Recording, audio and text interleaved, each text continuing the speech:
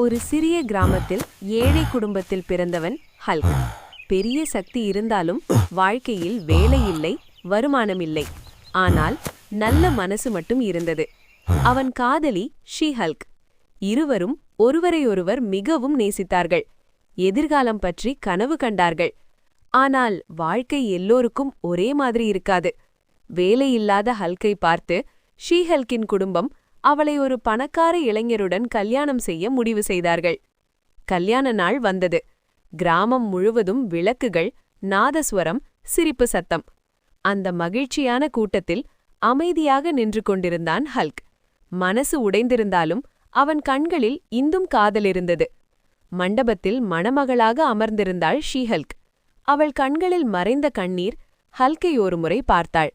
அந்த நொடியில் 1000 நினைவுகள் ஓடியது. தாலி கட்டப்பட்ட அந்த நேரத்தில் ஹல்க் மெதுவாக திரும்பி நடந்தான்.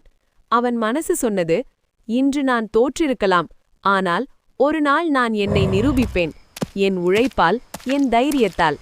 அந்த இரவு தோல்வியடைந்த ஹல்க் நாளை வெற்றி பெறும் மனிதனாக மாறப்போகிறான்.